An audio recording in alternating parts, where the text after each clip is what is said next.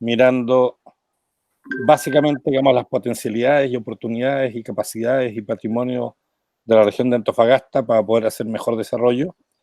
Y dentro de eso, digamos, también iniciativas de innovación. En la última parte de ahora tenemos dos ponencias, digamos, dos presentaciones. Una que va a ser Julio Ramos, que está ahí arriba, ¿ya? En la pantalla. En San Pedro.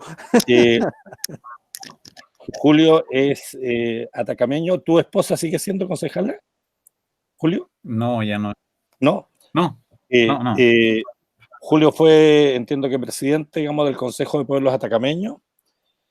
También lo conocí como vicepresidente del Consejo Público-Privado de Desarrollo de Atacamala Grande.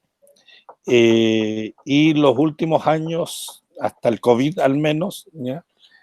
Ha estado desarrollando, digamos, un emprendimiento social muy innovador, digamos, que es la Casa Camur, que es un lodge en un ayllu, que tiene toda la impronta, digamos, de los sistemas constructivos atacameños e inspirado en la aldea de Tulor. Tú me corriges, Julio, si me estoy yendo por donde no toca, digamos. ¿Ya? Y ahora, bueno, consiguió algunos apoyos, digamos, para temas de emprendimiento e innovación, y ahora, por supuesto, digamos, con el tema de la pandemia, digamos, ha estado bastante afectado, pero ahí nos va a compartir también cómo se va parando, digamos, y mirando, digamos, para adelante. La invitación a Julio es porque es un súper buen representante de los pueblos atacameños, del pueblo licanantay, ¿ya? Y el tema que le pedimos y lo invitamos a que nos abriera, digamos, debate, es cómo la cultura viva más antigua del planeta, que son ellos, ¿ya? Y que con todo respeto por el resto de la gente de Antofagasta, ustedes a veces no los ven. La vez pasada lo mencionamos, dijeron que lo más antiguo eran los egipcios, las winchas, como 4.000, 5.000 años más de más antigüedad y más cultura tienen ustedes, digamos, ¿ya? De modo, digamos, que desde la visión, desde la experiencia, del patrimonio, digamos, y desde la práctica que desarrollan actualmente, nos pudiera, digamos, mostrar luces de cómo, y siendo nosotros un poco más humildes de lo que hemos sido tan brutos, digamos, en todo este tiempo, ¿ya? Podemos aprender e inspirarnos, ¿ya? De los saberes, los conocimientos, las prácticas de esa cultura, ¿ya? Y cómo, digamos, si somos capaces de identificarla, descubrirla, aprovecharla, podemos hacer, digamos, mejor Chile. Esto no es un tema, digamos, de ayudar, digamos, a los pueblos indígenas, a las winchas, es un tema, digamos, de cómo ellos nos pueden nutrir de sabiduría, de vida, de desarrollo, de buen vivir, para que nosotros no seamos tan lesos de quedarnos solamente con el tema de juntar plata, digamos, y gastarla, o endeudarse para gastarla. Y la segunda ponencia, el segundo tema, lo va a tocar Fernando y María José. A María José ya la conocieron los que no la conocían de antes, que nos contó, digamos, la experiencia de ellos del Rechangueando, ¿ya? Pero ahí la mirada que le hemos pedido, digamos, que miren el borde costero, ¿ya? Y también el borde costero como un proceso que todavía está en construcción, pero que puede ser parte, digamos, del patrimonio activo, digamos, cultural, de innovación, de desarrollo y también económico de una región que mira demasiado, digamos, al subsuelo, se queda solamente en el saldito del cobre o el litio ahora, digamos, que extrae, y es todavía insuficiente su capacidad de aprovechar, digamos, el potencial que ahí tiene. Fernando y María José, digamos, en la mañana, algunos de los profes de la UCN, la Marta Gentz y Francisco del Seizaza, algo, digamos, tocaron, digamos, y reclamaban también de cómo estamos desaprovechando, digamos, ese potencial. María José, digamos, ya saben, es socióloga, trabaja, digamos, en el CREO. Fernando es antropólogo de origen, está haciendo ahora, entiendo, el magíster de innovación social con la Universidad de Salamanca, corrígeme, Fernando, ¿ya? Y los dos, digamos, tuvieron que padecerme, digamos, a mí en algún diplomado anterior del cual participaron en ese momento, digamos, como estudiante, ¿ya? ¿Por quién quiere empezar? ¿Julio, Fernando, María José? De arriba hacia abajo, que empiece Julio. Julio. Bien, desde el interior entonces. Ya, entonces la idea es tener, digamos, no más de 30 minutos, digamos, de presentación, 20, 30 minutos, y después ya empieza el diálogo con los alumnos y entre los invitados. Carlos, te voy o Ruth, como voy a presentar yo, no voy a poder ver el chat para que me ayuden, por favor, ¿ya? Muy bien. Ningún problema. Ruth, velo tú, porque yo me entusiasmo con las conversas y no leo nada. Vale. Aprovechar mientras conectan, que para mí ha sido muy grato este momento de poder compartir experiencias, nutrirnos. No pretendo que sea una clase para nada. He tratado de hacerlo lo más práctico posible, basado en la experiencia, porque de teorías podemos hablar un montón y existen de todos tipos, pero de la experiencia de cada uno es más, creo yo, más sensible y más productiva.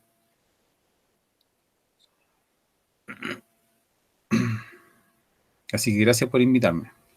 Espero que lo que presente les aporte. Sin duda, Julio, bienvenido. Bueno, muchas gracias. Muchas gracias, Emilio. Bueno, me habían puesto un título y yo soy un poco desordenado, así que me fui por lo que creo que es interesante plantear en este momento. Nosotros, bueno, estamos en un momento muy intenso, muy crítico, muy álgido también, y para hacer honor a lo que estamos viviendo, lo titulé de esa forma, que tiene que ver con la crisis y la reinventarse. Por favor, si la siguiente.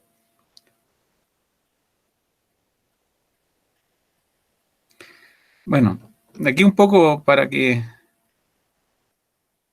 ¿Quién soy? Yo nací en la comunidad de Checar, que aquí en San Pedro de Atacama. Soy un indígena liganantay, tengo 2 hijas, soy un emprendedor en turismo desde el año 2010, director y fundador del Lodge que mencionaba recién Carlos, expresidente del Consejo de Pueblo Atacameño y actualmente presidente de la Asociación Indígena de Regantes y Agricultores del Río San Pedro. Y por último, soy un reemprendedor, que es lo que pretendo instalar ahora como una realidad posible en este instante. Por favor, la siguiente.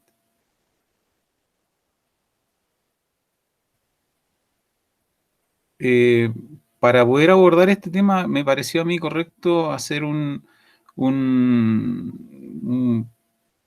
tener una visión general de la situación que nos complica en este instante acá en San Pedro de Atacama, que pensar de que cierto es que el territorio ha sido habitado, como decía bien Carlos, 12.000 o quizás más años que eso, 12.000 años, y que ha tenido todo un desarrollo cultural relacionado con el ser humano que se adapta a este espacio del desierto y se desarrolla en él. Pero en el último tiempo nosotros hemos tenido hace los últimos 30 años la instalación del turismo como una alternativa que nos poseyó en el fondo. No fue una situación que hayamos nosotros diseñado como pueblo, estoy hablando, y simplemente se instaló y se posicionó del espacio, se posicionó de la actividad económica, nos llenó también la cabeza de otros conceptos, de otros conocimientos, de otras deseabilidades también, y nos conectó derechamente con el modelo económico, que creo que hasta antes de ese momento nosotros vivíamos en aislamiento y también en una conexión muy finita, muy íntima con la naturaleza. Bueno, San Pedro de Atacama fue el destino más visitado a nivel nacional en la temporada del 2018-2019. Fue catalogado como el primer destino de Chile. El 90% de la actividad económica estaba relacionada con el turismo. De una u otra forma los vinculábamos con el turismo.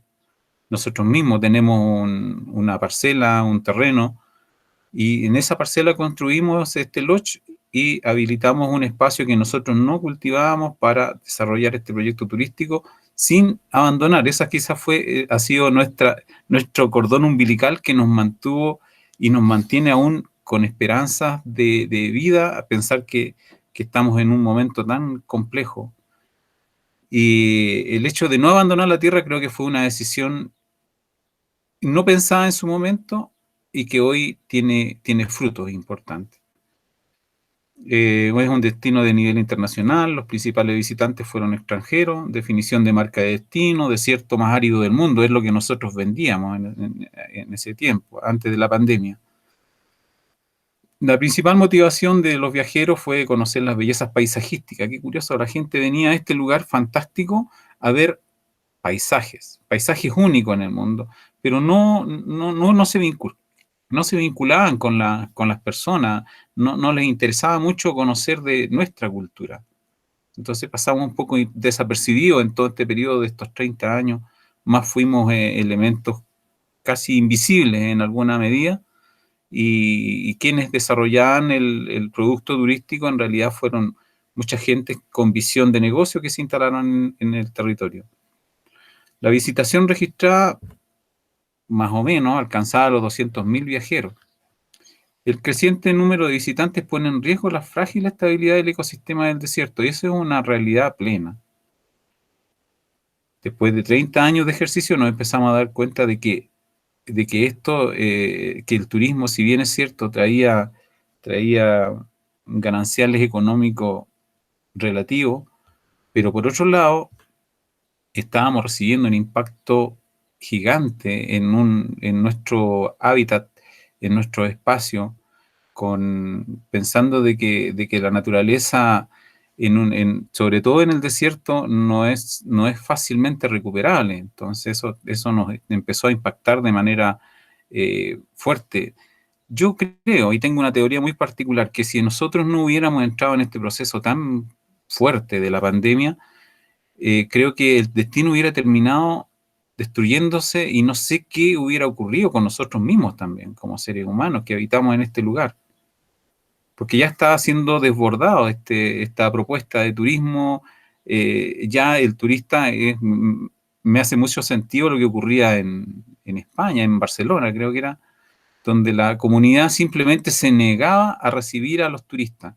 Si bien es cierto, en el primer momento se abrió como una ventana que nos permitía a lo mejor avisorar un mejor mañana en el sentido económico y poder acceder a ciertos beneficios que esta actividad produce, pero más tarde se empezó a transformar en un problema y en una invasión no controlada.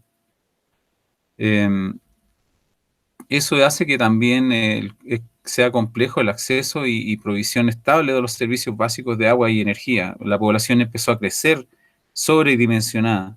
Entonces, se hacía una inversión para poder solucionar el problema eléctrico y a la semana siguiente ya había que nuevamente replantear el proyecto para poder alcanzar a cubrir la necesidad que existía y la mayor demanda, digamos, de gente que estaban instalándose y más los que llegaban como viajeros. El problema del agua es un problema serio.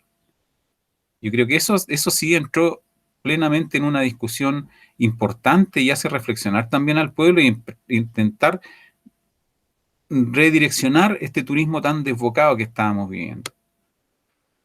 Pero por otro lado, tenemos lo que podrían llamarse emprendedores que en el fondo saturan el mercado. Y en este rato tenemos producto de esa saturación y de esa gran inversión, muchas personas que están en un estado crítico económico, no sabiendo cómo resolver sus problemas. La baja participación de los comuneros locales pertenecientes al pueblo licananta, y eso también es cierto. En los servicios que se entregaban en San Pedro de Atacama, la participación del pueblo era bastante baja. Yo creo que alcanzaba no más del 15%. Todo lo demás venía desde capitales foráneos, personas que invirtieron, empresarios, grandes cadenas también que se empezaron a instalar en el territorio. La falta de regulación para el desarrollo responsable y sostenible, esa fue, yo creo que el talón de Aquiles de las actividades que se desarrollan en torno a la economía, y no creo que sea solamente acá, es una situación endémica de la falta de planificación que tenemos como país. Porque de esto nunca se planificó el desarrollo de esta actividad económica, nunca se tomaron las precauciones, nunca se consideró el escenario en el cual se estaba desarrollando esta actividad, nunca se incorporó el pensamiento de la gente local. Y eso hace que en el fondo se tenga un producto que es un producto, en algunos momentos nosotros le llamábamos el Andeslandia, porque en realidad se empezó a acomodar a las necesidades y expectativas que la gente que llegaba a este lugar quería tener como experiencia. Entonces todo se inventaba.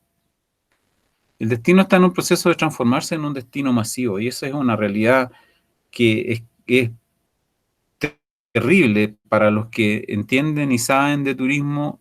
Es una realidad que en el fondo degrada el espacio en el cual se desarrolla, se producen problemas sociales, se producen problemas ecosistémicos también, más aún en nosotros en esta zona que vivimos en un lugar tan sensible y tan particular. La siguiente, por favor.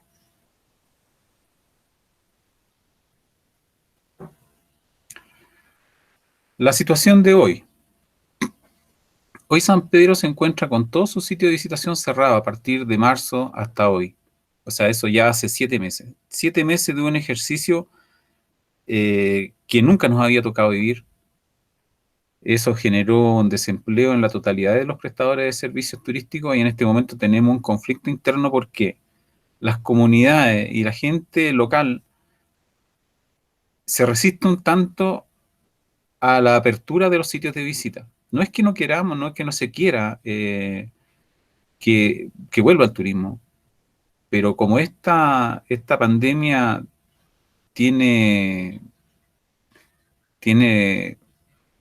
trae consigo dolores y muertes también, hay que pensar también de que gran parte de la población que tenemos nosotros son adultos mayores y que están en un riesgo mayor que el resto. Entonces se ha producido últimamente un conflicto interno entre quienes son los prestadores de servicios y las comunidades y comuneros locales. Un porcentaje importante de empresas están quebradas, o sea, definitivamente perdieron su capital. Intentos de coordinación para reactivación segura entre empresarios y comunidades indígenas se han intentado, pero no se ha podido dialogar porque hay cosas que no se comprenden y que me gustaría también aclararlas. Cuando se dice que los pueblos indígenas son privilegiados porque tienen una ley distinta, porque se ve en el papel como que tenemos mayores beneficios que la gente común del resto de este país, de Chile, hay una falta de visión al respecto.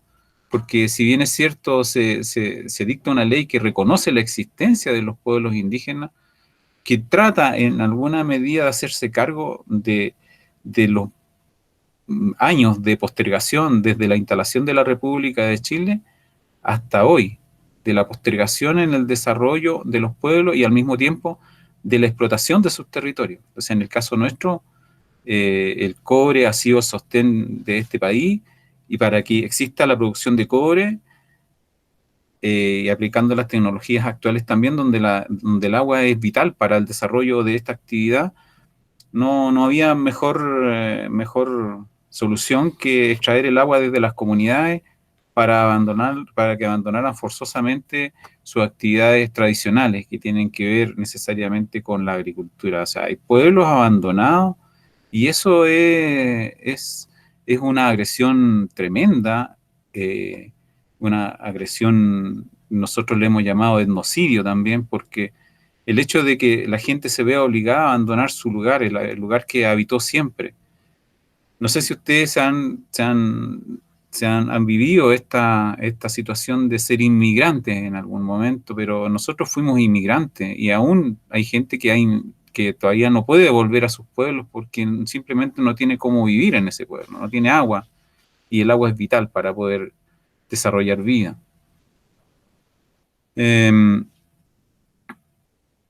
Bueno, los otros son intentos de planificación de turismo sostenible y desarrollo de turismo vivencial. Es que es la propuesta que se pretende hoy ante, ante esta vorágine que se había desatado anteriormente con la explotación del turismo, en levantar una propuesta que sea mucho más amigable, pero en el fondo se contrapone con el deseo de la gran masa de prestadores de servicios que lo único que quiere es que se abra para poder tener flujo y poder sostener su empresa, que también se entiende. Entonces estamos en un momento de muchísima complejidad. Por otra parte, nosotros estamos en una campaña de revitalización de la agricultura como eje económico y restauración cultural. Nos hemos dado cuenta también de que, por ejemplo, habíamos abandonado el uso cotidiano de la dependencia desde la tierra. Y eso tiene que ver con una nueva forma nos sentimos en algún momento seducidos por el modelo, y muchas veces se abandonó la forma cultural ancestral para conectarse con la modernidad. La modernidad no siempre, y para nosotros, es un tema que hay que reflexionar en torno a eso. Hoy, ante lo que ha sucedido, la pandemia nos ha traído una nueva forma de ver la vida, una nueva forma también de plantearnos ante las situaciones que tienen que ver con el cómo vivimos. Si nosotros en este momento no tenemos grandes producciones agrícolas, para eso estamos trabajando recién, pero si mañana nos cierran la carretera y no tenemos conexión con la ciudad, o más allá, si es que Calama no se puede conectar con Antofagasta, o Antofagasta no se conecta con el sur, toda la segunda región de Antofagasta queda sin alimentación. Entonces es un tema no menor. Y sucede que por otro lado, tenemos el sostén durante los últimos 100 años ha sido el aporte de la economía que el cobre ha entregado, ha sido vital para que este país, yo no sé si este país, yo creo que Santiago particularmente y las capitales regionales se han desarrollado de una manera diferente, pero no las ciudades pequeñas, menos los pueblos tampoco. Nosotros deberíamos tener en esta zona, en este territorio, en esta región, deberíamos tener, o en esta provincia que es el Loa, deberíamos tener, no sé, escuelas de antropología, universidades instaladas, no tenemos aún. Y que es contradictorio, porque aquí se produce, lo que dice, se produce a costa de los dolores de la tierra y de la gente, la riqueza que beneficia a otros, las comodidades que benefician a otros, no a nosotros. Por eso que creemos que la agricultura es esta la oportunidad que tiene para volver también a nuestra esencia de seres humanos. El replanteamiento de la relación social de los habitantes indígenas y no indígenas, como yo lo puse ahí, conflictos que tenemos internos, que creo que se solucionan con voluntad. Pero está complejo el tema. Está complejo el tema porque hablamos en idiomas y en lenguajes diferentes. Las expectativas son totalmente distintas. Las empresas que siguieron operando durante la pandemia continúan actualmente. Algunas continúan. La mayoría están cerradas. Y por último, tiene que ver también con esto que es tan común hoy, que tiene que ver con la corrupción.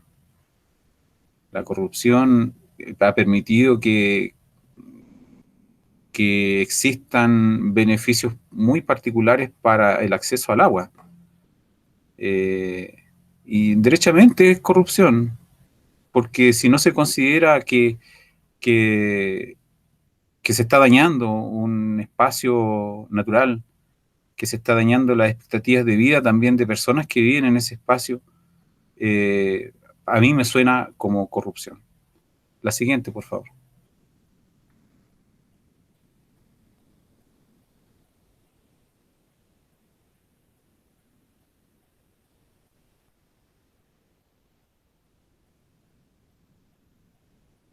Gracias. Hay una reacción a los efectos que ha dejado esta pandemia. nuestra cultura, son conceptos que también debemos mantener, está ancestralmente ligada a la tierra. Esta es una relación muy particular. No es una relación que tiene que ver con lo conceptual, tiene que ver con lo vivencial. Para nosotros la tierra está viva. Para el pensamiento occidental, no, la tierra es solamente un medio de explotación y que tiene que servir a los intereses y los deseos de las personas. En el caso nuestro, no. La tierra tiene vida, la tierra nos nutre y nos protege. También tenemos una particularidad que tiene que ver con la capacidad de sobreponerse a las distintas crisis vividas anteriormente, desarrollando agricultura y fortaleciendo el espíritu comunitario. Ese otro concepto también interesante que debería recuperarse, la comunidad, el entender que los beneficios que podamos obtener con el espíritu comunitario, con el apoyo mutuo, es vivificante. ¿Por qué digo esto? Porque en esta pandemia ahora nos damos cuenta nosotros de que necesitamos tener contacto con otras personas, que necesitamos incluso del contacto físico, que le echamos de menos.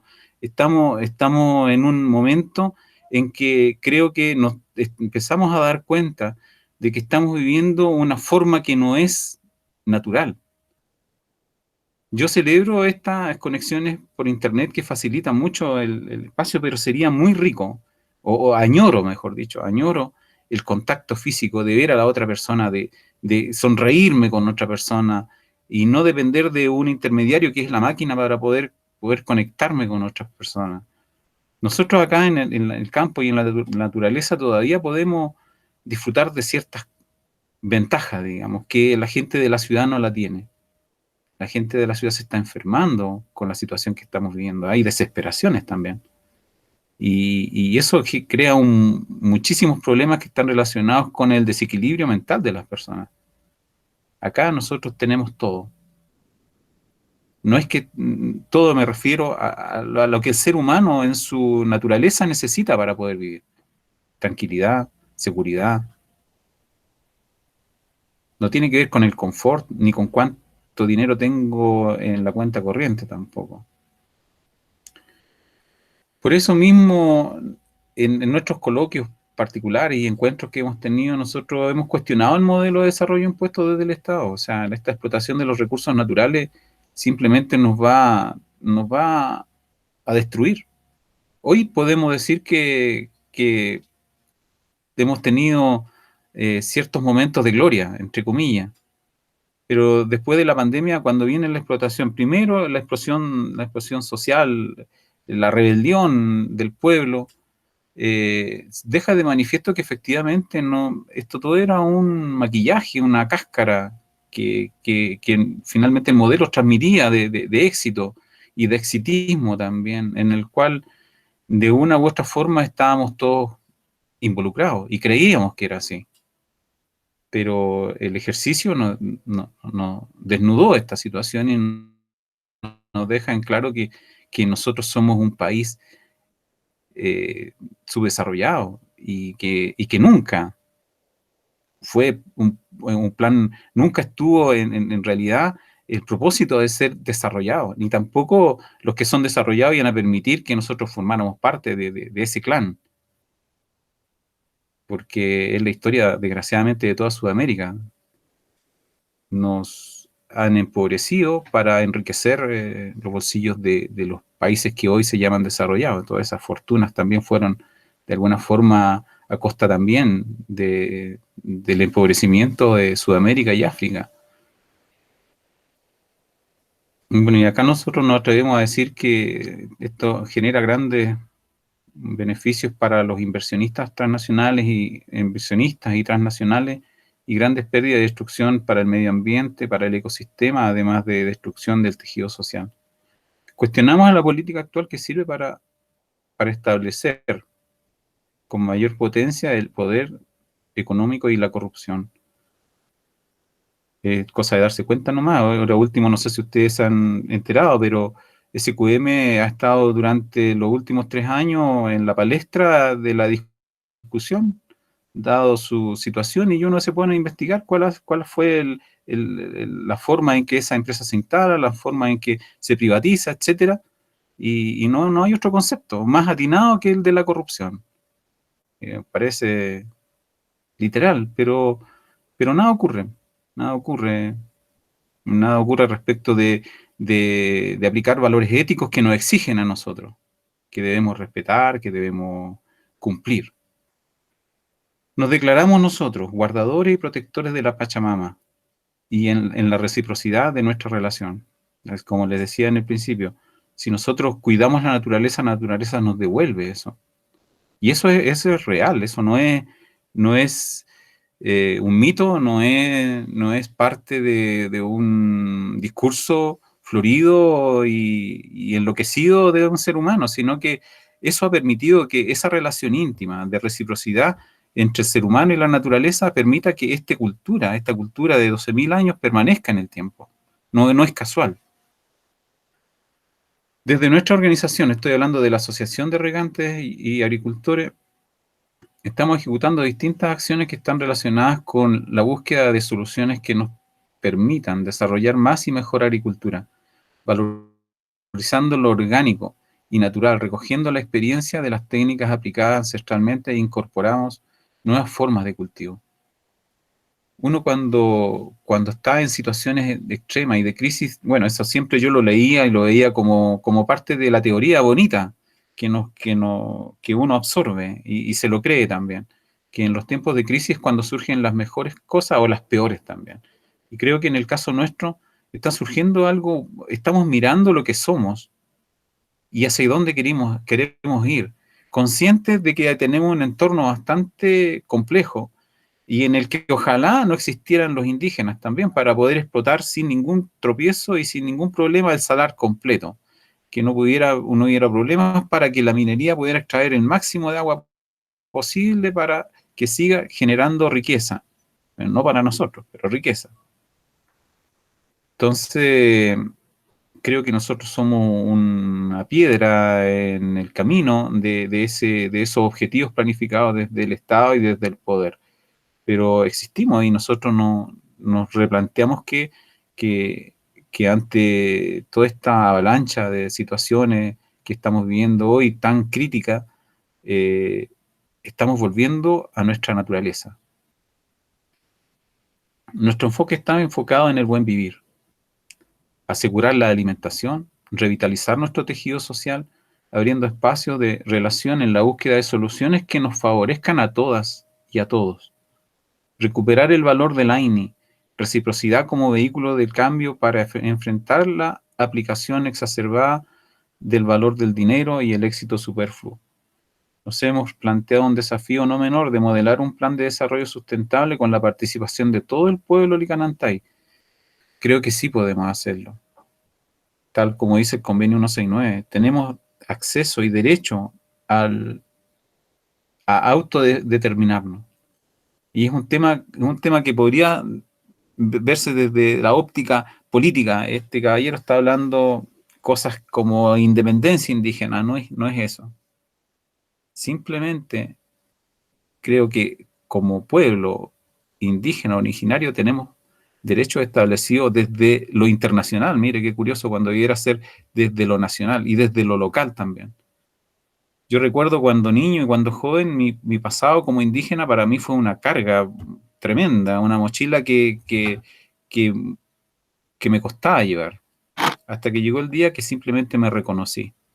Y en ese instante me acepté como tal y pude tener opciones distintas, pero no todos tenemos esa posibilidad de reconocernos también. Entonces pasamos lo más mimetizado posible para que no nos detecten que tenemos algún vínculo con el pueblo originario. Y eso es parte de la riqueza de este país, pero que ha costado muchísimo que se pueda entender. La siguiente, por favor. Julio, si pudieras ir redondeando en los próximos minutos. Ok, no hay problema. Me quedan 2 láminas, ¿no? ahora esas son cosas generales, incluso hasta podríamos sacarlas, pero es como siento que este diplomado tiene un enfoque de emprendimiento. Parte de mi experiencia he adquirido estas cosas que para mí son útiles hoy para replantearme también. Emprender requiere de ser consciente de nuestras fortalezas y debilidades y también de nuestra historia personal, quiénes somos. Contar con apoyo y contención de los grupos cercanos, eso solo no se puede hacer nada. Por eso que es importante el término que yo acababa de plantearles, que es el tema comunitario. No competitivo, comunitario. Porque nos enseñaron cuando se emprende que uno compite, entra en un espacio de competición. Y es una competición, casi una carrera. El que sobrevive es el mejor. Y en este caso de la comunidad no interesa quién es el mejor, porque hasta el más débil se le ayuda. Equilibrar el tiempo y energía dedicada en el desarrollo del emprendimiento también es importante. Tenemos que tener un balance. No podemos enfocarnos 100% en cambiar el mundo si tenemos nuestro interno despedazándose. Ser consciente de cuándo se debe replantear o modificar el proyecto inicial. Emprender satisface nuestros sueños, pero también puede sumirnos en dolores. Ser sabios y reconocer en lo que fallamos. Reconocer y asimilar el fracaso. Levantarse y empezar de nuevo. Poner en práctica la filosofía del buen vivir y el AINI. La siguiente, por favor.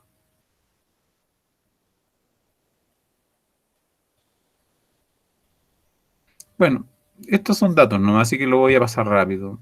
El emprendimiento que levanté y que mencionaba Carlos también, y que en algún momento se significó mucho de orgullo en mí y mucho ego también. Y un lodge de categoría superior, premiado como emprendimiento innovador de la región, certificación en turismo responsable, certificación en sello de calidad turística, falta de aplicación. Pero miren, aquí empieza a notarse las flaquezas, porque también yo me formé una imagen del emprendedor, el emprendedor que todo lo puede hacer, que es capaz de cambiar el mundo, pero también uno tiene que medirse. Y cuando le faltan herramientas para poder avanzar, hay que reconocerlas. La falta de aplicación en un plan macizo de comercialización, el impactado por el estallido social y la pandemia, receso y cierre, deudas importantes complejizan la reactivación, afectación de mi salud, activación de la agricultura en mi huerto, este es como una segunda vuelta, impulso del taller de artesanía en madera, llevando a la práctica del trabajo comunitario, retribuyendo con mi compromiso y tiempo en el desarrollo comunitario de la agricultura. Hoy me bajé desde el paraninfo a la tierra y me doy cuenta de que efectivamente soy más humano y estoy dispuesto a ayudar, a compartir cosas que yo cuando me formé en esto era un jaguar de la competición, con cara de indígena, pero que no había trabajado profundamente mi corazón indígena. Hoy día creo que sí. Creo que eso es todo. Me parece que queda la última y terminamos. Muchas gracias, profesora. Muy bien, muchas gracias, Julio. Bueno, antes de pasar a María José y Fernando, un tema importante respecto a las primeras láminas que lo voy a dejar para la reflexión final. San Pedro de Atacama, sin duda, es el primer lugar turístico de Chile, extra saturado, no está por saturarse, está saturado. Hay una condición de avidez y codicia, obviamente, de muchos tour operadores que han terminado por no solamente impactar respecto a las necesidades energéticas y de agua, sino todo aquello que son los desechos que hablábamos en el módulo anterior, especialmente respecto a aquello que dejan, obviamente, aparte el recurso económico para las comunidades, pocas comunidades que finalmente generan. Aquí un tema importante, los cuales nosotros hemos ido trabajando con las comunidades allá en San Pedro, nos decían, entre decidir de vender obviamente el salar a las potencias, especialmente respecto a la generación de recursos, millones de dólares en poco tiempo, decidieron especialmente pensar a sus jóvenes, a las nuevas generaciones, y sobre eso defender el medio ambiente, tal cual como lo estaba presentando Julio en la última parte respecto al regreso, el retorno, especialmente de lo más propicio de una comunidad que puede perder todo por un poco de dólares o millones, como quieran considerarse. Muchas gracias, Julio. Vamos a retomar toda la discusión al final para que sigamos debatiendo y reflexionando. Dejamos a Fernando y a María José en la presentación, obviamente ahora hacia la costa, en ese proceso de observación. Voy a presentar ya, o sea, compartir pantalla.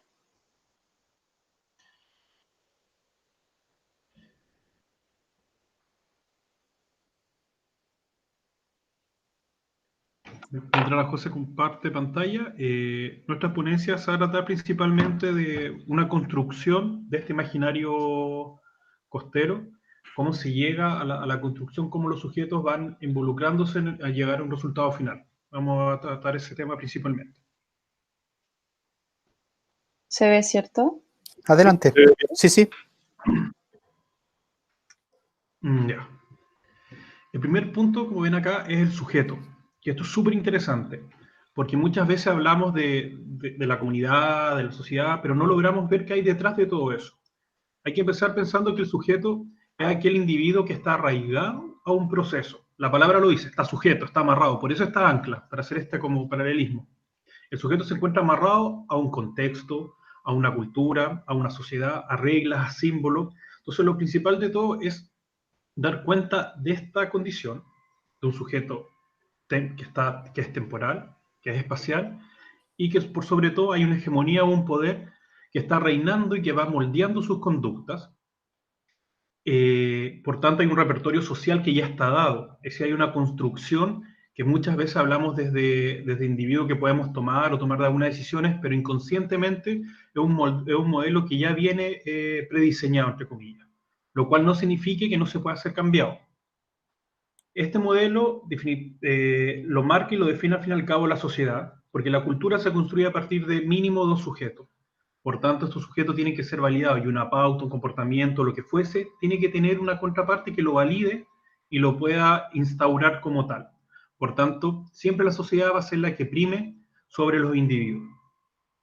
Estas acciones, valores, normas, etcétera, pasan a formar parte de la cultura. Pero lo que hay que tener claro, ante todo, es que la cultura es una construcción, por tanto la podemos deconstruir, es decir, que podemos empezar de cero. En la cultura de nosotros, bueno, si nos vamos hacia cultura más exótica, China, no sé, o culturas que tienen un fuerte arraigo en ética y moral más religiosa como la musulmana, podemos ver que son súper distintas a las de nosotros, porque en ese sentido la cultura se va moldeando, es decir, hay una construcción constante. ¿Y eso qué nos dice una luz? Que podemos deconstruir y hacer lo que queramos. Esa es lo simpático y lo esperanzador que es la cultura, que podemos construir nuevos modelos constantemente.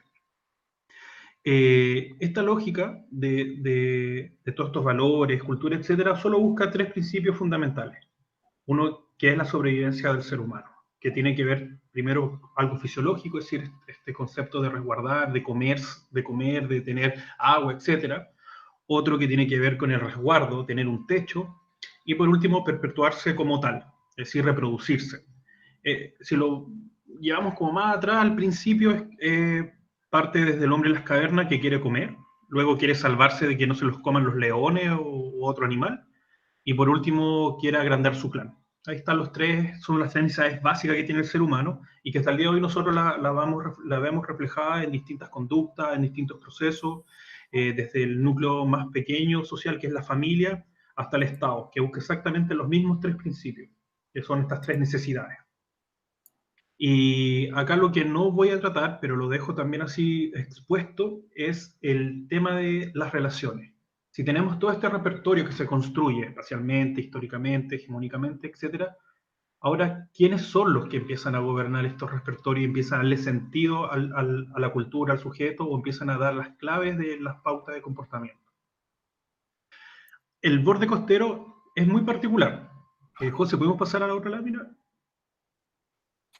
Porque en esta lógica el borde costero tiene un componente histórico, temporal como habíamos dicho, que parte desde las teorías, desde la migración, estas grandes 3 teorías que es cómo se puebla nuestra región, que algunos dicen que es de la foresta, que viene desde el Amazonas, otra bajando desde Bering, cruzando desde el mar, o subiendo desde el sur hasta nuestra región. Tenemos una data que va fechada de 8.000, hay 10.000. También, si nos vamos a la teoría más prístina de poblamiento, está Monteverde, que tiene 13.000, y también hay teorías que dicen que estos pueblos fueron subiendo hasta llegar a donde estamos nosotros y podríamos también tener un poblamiento de 13.000 años atrás. Llegan estos primeros habitantes, que son los que empiezan a hacer moldear este entorno geográfico, empiezan a evolucionar y son los conocidos pueblos los changos, que muchos lo han escuchado. Y estos changos tienen unas características particulares porque se ubican desde Perú hasta Valparaíso y empiezan a adquirir ciertas particularidades en la medida que se empiezan a relacionar con su entorno. Al fin y al cabo es como ver un gran pueblo que está a lo largo del territorio y empiezan a vincularse, no sé, con ciertos artefactos, cierta ingeniería que le empiezan a dar particularidad y por tanto denominación a su grupo. Acá se denominan los changos. Podríamos decir que también, no sé, en Arica la cultura chinchorro son parte de estos mismos pueblos indígenas que se están movilizando, etc. Los changos son muy peculiares porque, a mi parecer, dentro de los pueblos originarios, son uno de los pueblos que han tenido una mayor transformación, han sabido adaptarse rápidamente al cambio. Es más, son como los camaleones del borde costero, porque han logrado sobrellevar y ver las oportunidades que existen en él a favor de sus tres objetivos que mencionábamos anteriormente. Hoy en día, hace poquito, no sé si están enterados, pero en septiembre se hizo la declaratoria ya del reconocimiento en las cámaras de los pueblos originarios y se sumó a los changos, el 10º pueblo ya que tenemos. Ya no somos 9, ahora somos 10, que es muy alegre. Luego hay otro proceso que se da en la costa, posteriormente, que tiene que ver también con esta estrategia que hablábamos, que es el tiempo de los colonos, que los podríamos denominar, o la época republicana, o como podamos identificar este periodo que es ya post-español, post-colonial, donde empieza el territorio a verse poblado por distintas nacionalidades, a diferencia de como contaba Julio, el territorio de la costa, que ya desde Las Pampas hacia acá, por lo menos en la segunda región, es un territorio que carece de ríos, carece de vegetación así frondosa, por tanto no es un territorio propicio para la ganadería, para la agricultura, etc. Y por tanto pasa a ser un territorio de extracción de materias primas, principalmente mineras, y toda la gente empieza a venir hacia estos lugares, porque como no están los otros dos elementos fundamentales para el poblamiento, todo empieza a ser migrante, todo empieza a extraerse, empezamos a ser una población, entre comillas, de extranjeros, de migrantes que empiezan a gobernar el territorio. Y en la medida que vamos gobernando este territorio, que es muy particular, vienen también, cada migrante viene consigo cargando modos de vida, forma, experiencia, que los cuales los plasman en el territorio.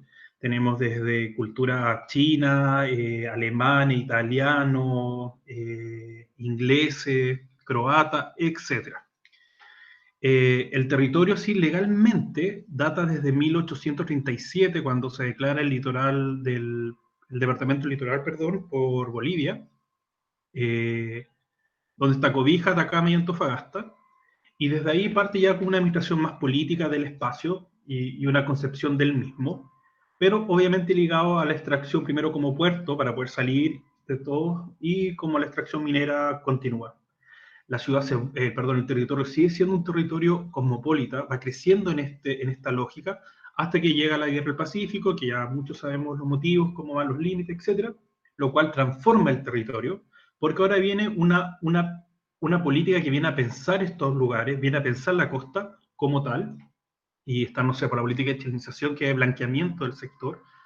Recuerden que la Guerra del Pacífico nos otorgó desde Tacna en un principio hacia el sur, y luego modificamos la frontera y nos quedamos desde Arica hacia el sur.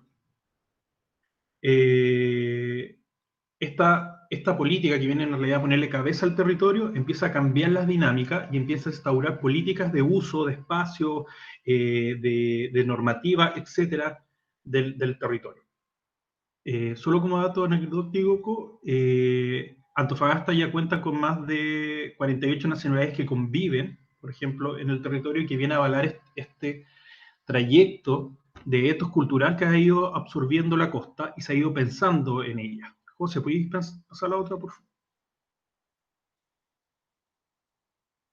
La otra lámina, José. la otra.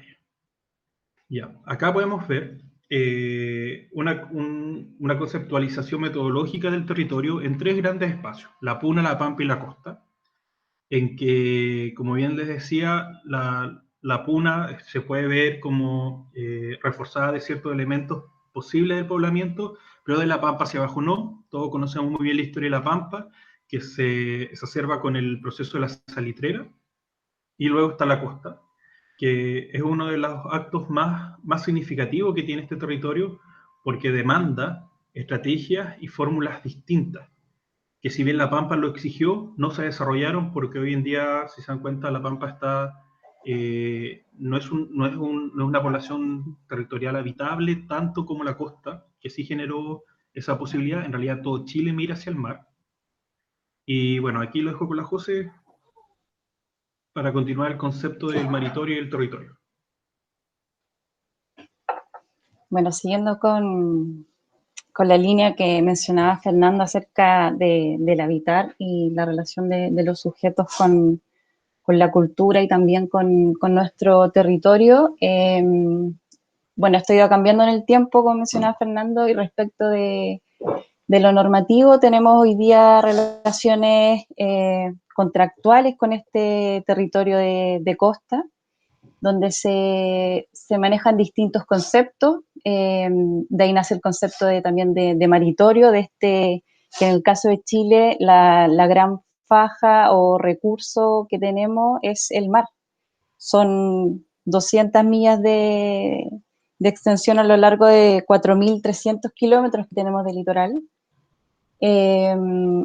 Y nos relacionamos contractualmente desde lo normativo. No sé si todos saben que el borde costero, bueno, está administrado por las Fuerzas Armadas, por lo tanto se hace difícil el uso o planificación de este borde costero. Entonces vemos cómo las ciudades también se ven fracturadas, en el caso de Antofagasta, con un desarrollo que nos va desvinculando va desvinculando las prácticas sociales, culturales, en relación a este territorio de borde costero. Y también surge, bueno, dentro de esa misma administración, el concepto de costa, que es esta relación ambiental, por así decirlo, entre el mar, la tierra y la atmósfera. Hoy día se están haciendo algunos, o se han abierto hace un par de años algunos esfuerzos para poder facilitar una planificación en relación al borde costero. Hay una política de uso del borde costero, se crearon que son comisiones que sesionan y van tomando decisión respecto de las concesiones que se van dando en el borde costero. Y se hace difícil o se produce en el fondo esta fractura respecto del habitar, porque el desarrollo que se va dando no siempre tiene o se desarrolla en relación a proyectos o a infraestructura que venga a reforzar las prácticas sociales y culturales. Un ejemplo de esto que siempre lo damos y es un poco a raíz de por qué parte el proyecto del Retrangueando, que es este desarrollo urbano que es de mucho cemento, que nos va relegando de la relación que teníamos con las rocas. Nuestras familias pescaban, estaba lleno de piure, y son prácticas que, producto de también esta planificación, esto normativo, va impactando en la relación que tenemos respecto del habitar en este territorio. Y también entendemos que en el caso de Antofagasta, bueno, borde costero, o sea, la ciudad es parte del borde costero. Tenemos y estamos en una condición geográfica donde todas las personas nos relacionamos con el mar, desde la vista y también desde el habitar. Hay el gran espacio público, hay no más de 2,5 kilómetros de distancia entre la persona que vive más lejos del borde costero. Entonces, es una ciudad de costa. Y, a ver, acá estoy. Y, bueno, quise tomar, en relación a lo que estamos conversando, el concepto de hábitus de Pierre Bourdieu, que es un sociólogo contemporáneo, y también asociado o asociándolo un poco a lo que es la innovación social. En este caso, bueno, el hábitus viene a ser este conjunto de principios, de formas de pensar, de actuar y de sentir. Es una práctica social dotada de un sentido. Lo que es el capital, que está acá, el capital, no solo el capital como lo conocemos, el capital económico, que son los recursos, y un poco asociado a este modelo que también hablaba Julio, de modelo económico extractivo respecto de los recursos que como producto tiene lo que hoy día se vive en San Pedro, en el fondo, esta explotación de lo que lo que son los recursos naturales, desde el turismo. Pero también están los capitales, y esto es la energía social de la que disponen los agentes. El capital, en este caso, el capital social viene a ser como las calificaciones intelectuales que se transfieren en espacios escolares, familiares. El capital social viene a ser las relaciones que tenemos entre distintos sujetos, ya sea en nuestra familia, en nuestro trabajo, en distintos espacios. Y el capital simbólico, que viene a ser un poco la construcción de esta visión de mundo social de ciertos grupos, por así decirlo. Y el campo viene a ser este conjunto de relaciones de estos actores que tienen esta visión común o estas prácticas sociales en común. Y esto va determinando en el fondo el hábitus, que es este conjunto de capitales con las cuales nos movemos los agentes, va determinando ciertas prácticas sociales, que por un lado, como decía Fernando, la cultura, si bien viene a determinar ciertas prácticas que son heredadas y reproducidas, también hay un espacio de cambio.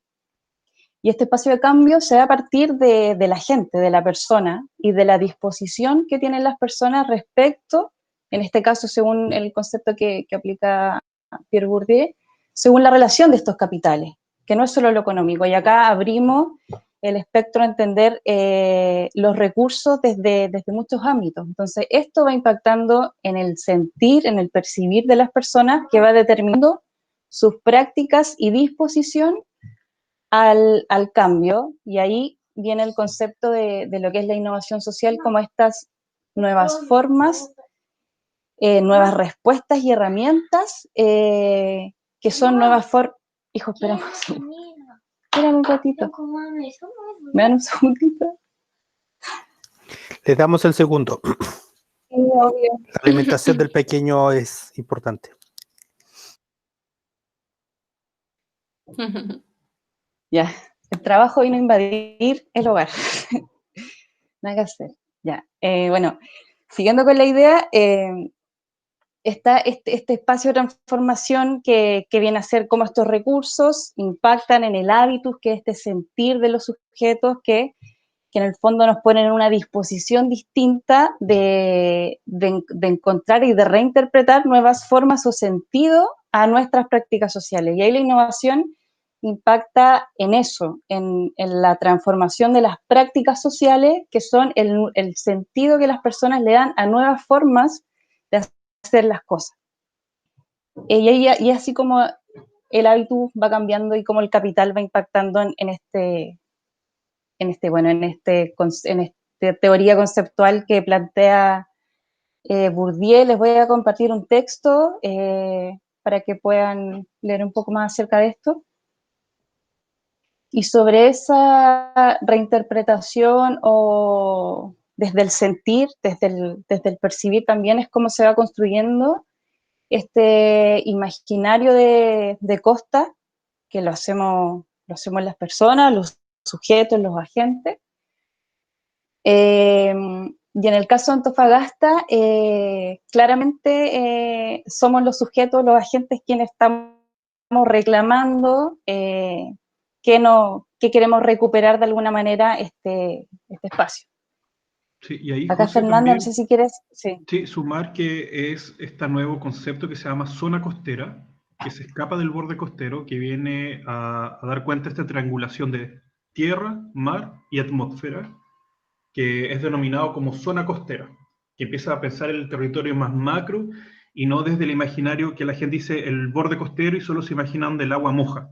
Y piensa que las casas que están en el cerro, que los campamentos del borde cerro no son parte del borde costero, sino son en realidad el borde costero. Principalmente eso.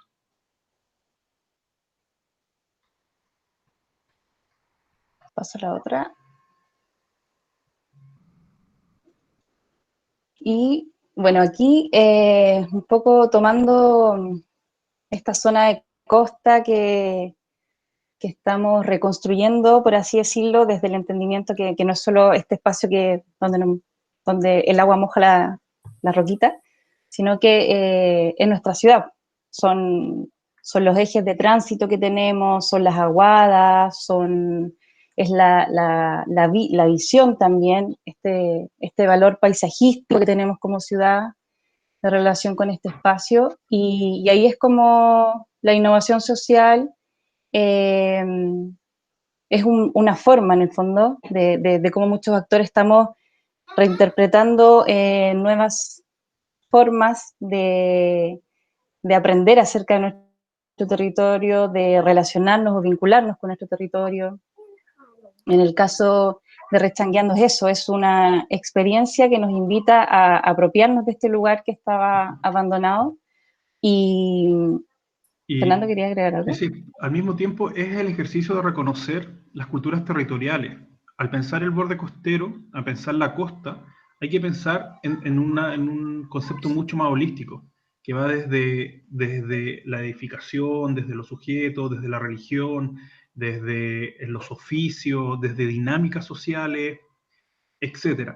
Cuando uno piensa en las culturas territoriales, en el fondo es lograr ver este gran imaginario que existe y poder desde la innovación social, instrumentalizar la innovación social como un acto de poder ir patentando e ir dando soluciones a estos imaginarios que están en el fondo en la ciudad, puesto ahí, pero que no tienen ningún tratamiento.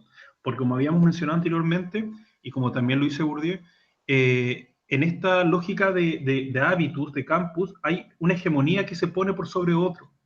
Y empiezan a haber lecturas de ciudad, lecturas de espacio o lecturas de grupos culturales que empiezan a ser hegemónicos y empiezan a invisibilizar a otros grupos que están ahí, que están cohabitando, conviviendo con estos hábitos. Pero erradamente, desde una noción muy clásica de la sociología, siempre hay una que va a gobernar y va a controlar las otras, y va a decir cuáles son las pautas de comportamiento, qué es lo que son los valores aceptados, qué son las cosas que se deben de hacer.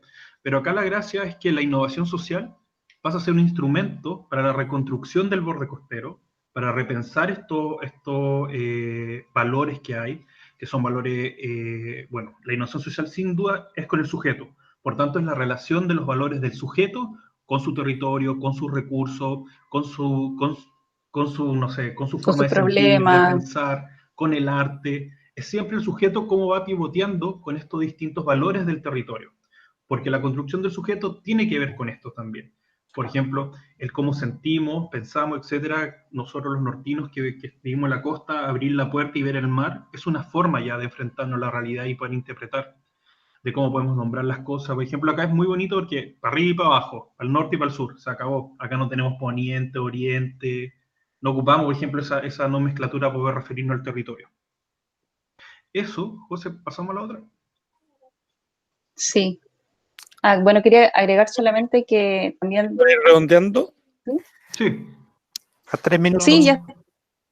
Nos pasamos en 3 minutos. Ya pasemos. Sí. No, les damos 3 Ya minutos pasemos. para que terminen. Ya. Igual nos pasamos en 3. Ya. Por último, en la misma lógica anterior, es aquí que la innovación social, en defensa de ella, creemos que es como un éxito en el fondo. La innovación social es sostenible, es rentable, es exitosa, en la medida que somos los sujetos del territorio los que están siendo, en el fondo, son los que son el leitmotiv de la acción. En la medida que esto suceda, el territorio se empieza a potenciar, empezamos a ver valores donde no existían, empezamos a ver recursos donde no lo habían, y empieza a surgir lo que es realmente la sociedad, que son realmente los valores culturales, que serían aquellos que darían valor a los procesos. No así, por ejemplo, bueno, con relación a la rentabilidad, muchos elementos no lo son porque están muy ligados al mercado.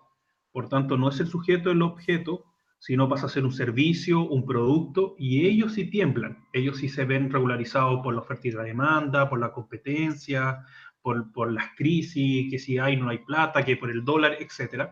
En cambio, cuando pensamos en la innovación social y pensamos en la transformación de los territorios, es difícil que esto caiga, porque los territorios no caen. Los valores territoriales están presentes, están ahí. Es un recurso, un insumo constante. Y en la medida que los sujetos se apropian de ellos, adquieren más valor, esta cosa lo único que hace es crecer potencialmente. Y por sobre todo, esta acción se ve a través de la cooperación, que es lo que hablaba muy bien Julio. Porque en la medida que yo, volviendo a las láminas anteriores, empiezo a vincularme con otro, y con otro vamos sumando estos valores, este reconocimiento, desde el otro externo, en realidad un yo, empiezan a cambiar los procesos. Y ahí es cuando la innovación social en realidad se vuelve sostenible, rentable y exitosa. Eso nomás.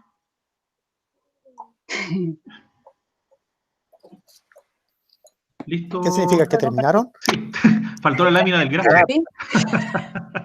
Para entender, porque eso nomás quiere decir que algo sigue más. Ya, agradecemos a Portier que haya iluminado las mentes de Rechangueando respecto a una visión sociológica del espacio, y quedan abiertas obviamente las inquietudes y las reflexiones. Yo creo que aquí son los estudiantes, y si alguno de ustedes quiere en algún modo aportar, sin duda, bienvenidos. Hay muchos temas de los cuales ambos han presentado y son sumamente importantes. Yo rescato especialmente el regresar a las oportunidades de aquello que es lo más íntimo del ser humano, lograr entender que las decisiones muchas veces son dadas especialmente de aquello que la naturaleza nos ofrece. Ok, yo voy a empezar, digamos, con un par de provocaciones para Julio y María José y Fernando, ¿ya? Julio, tú nos diste pistas acerca, digamos, hacia futuro, de una nueva forma, digamos, de concebir, digamos, el turismo, y no solamente centrado en las bellezas escénicas, sino también en la cultura, digamos, del pueblo que lo construye, que lo mantiene, que lo desarrolla. Y eso conectado, digamos, con un volver, digamos, a algunas cosas básicas, digamos, como la cultura de la agricultura, y la alimentación, digamos, para una población, una ciudad, digamos, o una región. Hay algunos de los estudiantes, digamos, que están con iniciativas, digamos, que pueden conversar con eso. Pienso, digamos, en Santiago y Marcela, me parece, digamos, de esto de cultivar para construir, ¿ya? O en el caso, digamos, de Ana Verónica, digamos, y su compañera, digamos, el recuperar el oasis de Chunchurri, de Calama, digamos, desde Chunchurri, y ahí también están volviendo, digamos, a mirar, digamos, estos elementos. Y en el caso de Fernando, digamos, y María José, si se puede tirar, dado que están en el borde costero, un poquitito más al agua, ¿ya? En el sentido, digamos, de decir, por dónde sienten ustedes que van las pistas para la construcción de este borde costero, así como lo contaste tú, Fernando, digamos, más al final, que es parte, digamos, del imaginario, del sueño, de las distintas expresiones humanas y culturales que están ahí, digamos, batallando de alguna manera para expresarse, para armar o construir, o ir construyendo, digamos, un borde costero que sea la fase posterior, digamos, a una ciudad capital de región, que es en origen una ciudad minera extractiva o un campamento de paso con menos arraigo posiblemente, digamos, de su gente. Y en los dos casos recordar que, bueno, Julio nos recordaba la importancia de la comunidad, todo hablaba Fernando de la cooperación, Julio volvía, digamos, al IU, ¿ya? Y en los dos casos, digamos, mencionaron varias veces, digamos, la importancia de reconocer y reconocerse para poder hacer algo distinto.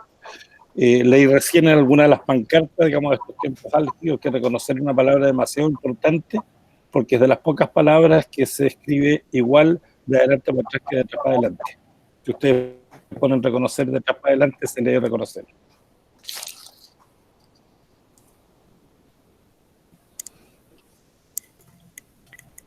Carlos. Dale, dale. Ya, mira, tratando de responder lo que tú planteas respecto del tema de la agricultura. Si yo hubiera tenido esta visión que tengo hoy, creo que no me habría instalado con un hotel, habría con un lodge, habría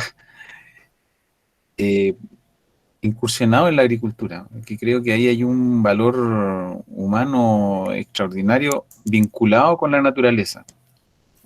Me acuerdo yo que hace tiempo atrás nosotros cultivábamos aquí con muchos productos que eran químicos, que en el fondo te prometían productos rápidos y de buena calidad.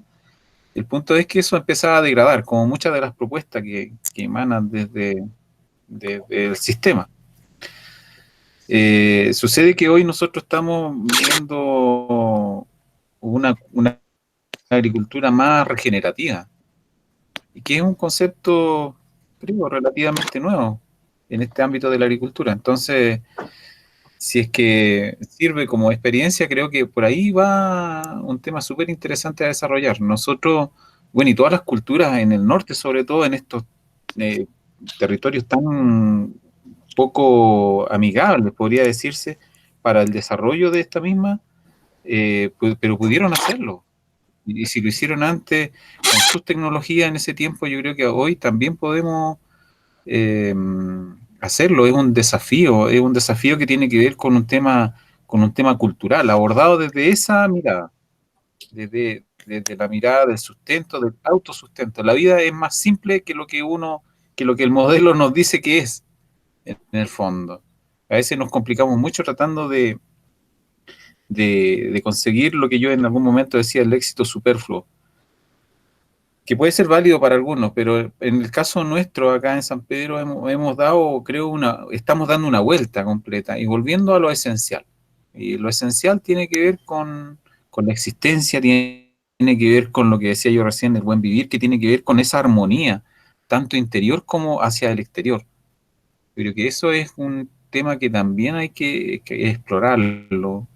Y sí, la tierra es sanadora, es increíble. Pero sí, el hecho de esta actividad agrícola nos va recuperando como seres humanos y además nos nutre. Fantástico. Yo creo que por ahí va la cosa que nos hace ver la vida de una manera distinta para tener un futuro, porque si no es así, se nos complica todo. Se nos complica todo. Gracias, Fernando. María José.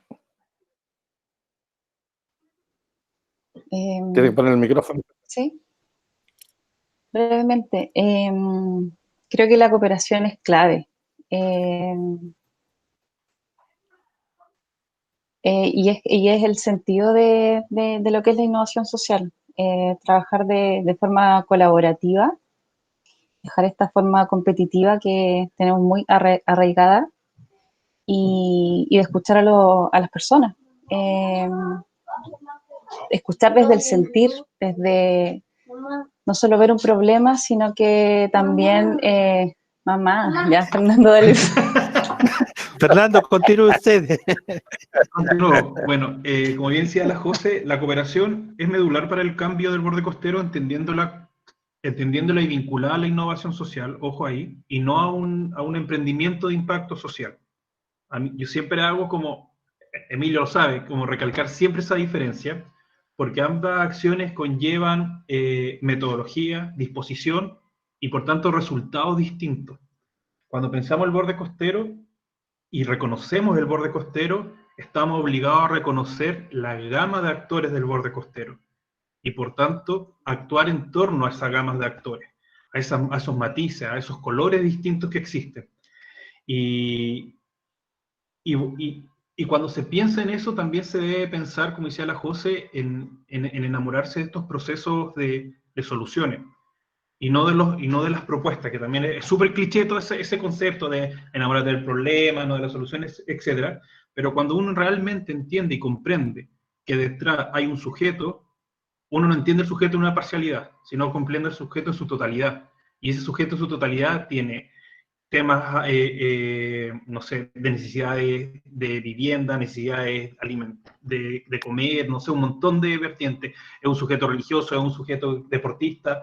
En el fondo se abre un abanico de entender a un sujeto que tiene múltiples sujetos alrededores más que son igual que él y que empiezan a dar cuerpo a este borde costero. Por ejemplo, el tema de clase, el tema de educación, etcétera, que vienen a dividir los territorios geográficamente, por lo menos en la ciudad de Antofagasta, da cuenta de esto, de la necesidad también de cooperar, de empezar a vincular y dar sentido. Ahora, es medular la participación de estos mismos actores en el proceso. Siempre hablamos desde nosotros que tienen no sé, un carácter tal vez un poquito como súper sonchores, etcétera, pero se nos olvida esta parte que tiene que ver con los actores del borde costero, con los actores que están ahí. Y siempre llevamos una propuesta, llevamos una idea, y hablamos de co-creación, hablamos de participación, etcétera, pero al fin y al cabo lo único que queremos llevar a cabo es nuestra idea. Y dejamos afuera este contrato tácito de negociación que se hace con los otros. Entonces, cuando hablamos del territorio y cambiar el territorio costero, es también llegar a este proceso de negociación y cooperación con los otros.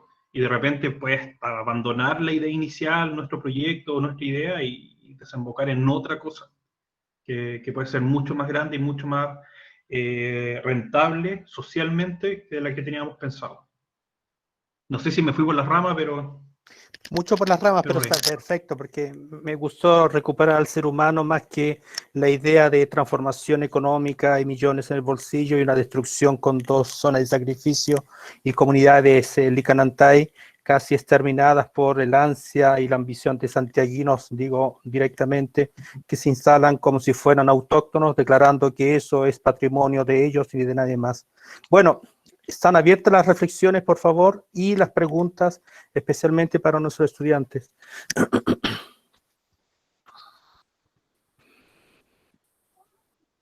Hola. Diga, Marcela. Yo quería hacer una reflexión ahí con Julio, que vive acá también en San Pedro de Atacama. Entonces, como habitantes acá que llevamos poniendo en valor el patrimonio construido de San Pedro, ya hace alrededor de 10 años, yo quería invitar como a Julio, ya que escuché como el discurso de él, a reconocernos como habitantes y como seres humanos sensibles sobre todo, porque yo escucho el discurso de él y si bien la fundación en la que yo dirijo tenemos prácticas que ejecutamos que son muy parecidas a las que Julio nombra, e incluso la cosmovisión, también compartimos hartas cosas, yo no escucho un sueño integrador con el habitante de San Pedro de Atacama.